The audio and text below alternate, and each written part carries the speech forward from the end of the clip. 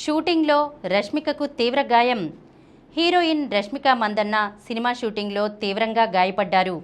ఓ సినిమాకు సంబంధించిన నృత్య సన్నివేశం చిత్రీకరణ సమయంలో ఈ ఘటన చోటు చేసుకుంది. ఆమె తుంటి భాగంలో తీవ్ర గాయమైనట్లు వైద్యులు గుర్తించారు. 6 వారాల పాటు విశ్రాంతి తీసుకోవాలని వారు సూచించారు. ప్రస్తుతం రష్మిక విజయ్ దేవరకొండతో కలిసి రణబాలి చిత్రంలో నటిస్తున్నారు. ఈ చిత్రాన్ని రాహుల్ సాంకృత్యన్ తెరకెక్కిస్తున్నారు. రవీంద్ర పుల్లే దర్శకత్వంలో రూపుదిద్దుకుంటున్న మైసాలోనూ నటిస్తున్నారు. ఈ చిత్రంలో రష్మిక గోండు తెగకు చెందిన మహిళగా కనిపించనున్నారు. ఇటీవలే ఈ సినిమాకు సంబంధించిన కీలక సన్నివేశాల చిత్రీకరణను పూర్తి చేశారు.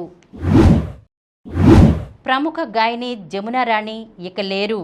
హుషారు పాటలు, జానపద గీతాలతో ఒక తరం ప్రేక్షకులను ఉర్రూతలూగించిన సుప్రసిద్ధ గాయని కోకా జమునా రాణి గురువారం సాయంత్రం బెంగళూరులో కన్నుమూశారు. 88 ఏళ్ల జమునా రాణి కొంతకాలంగా వృద్ధాప్య సమస్యలతో ఇబ్బంది పడుతున్నారు.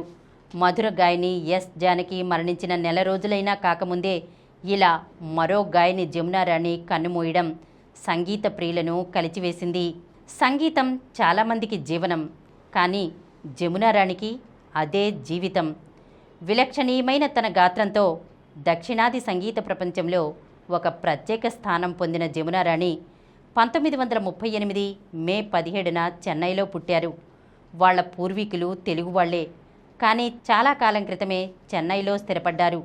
జమునా రాణి తండ్రి వరదరాజుల నాయుడు, తల్లి ద్రౌపది మంచి గాయని, రేడియోలో పాటలు పాడుతుండేవారు. తల్లి కారణంగా చిన్నతనం నుంచే జమునా రాణికి సంగీతం పట్ల మక్కువ ఏర్పడింది. తన 7 ఏళ్ల వయసులో తహసీల్దార్ చిత్రంలో ఆహా ఏమందువే చినవదిన అంటూ సాగే పాట పాడారు.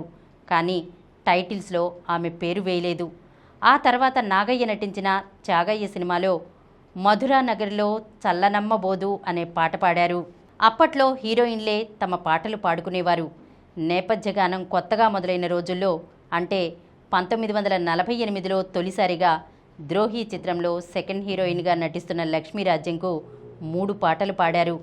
జమునా రాణి ఆ తర్వాత రత్నమాల, లైలా మజ్ను చిత్రాల్లో పాడారు. అక్కినేని, సావిత్రి జంటగా నటించిన దేవదాసు సినిమాలో ఓహో దేవదా పాటను ఉడుత సరోజినితో కలిసి పాడారు. కానీ రికార్డులో జమునా రాణి పేరు మాత్రం కనిపించదు. ముక్కుతో పాడడం జమునా రాణి ప్రత్యేకత అని చెప్పాలి. అందుకే ఆవిడను అలాగే పాడే బాలీవుడ్ గాయని షంషద్ బేగంతో పోలుస్తుంటారు.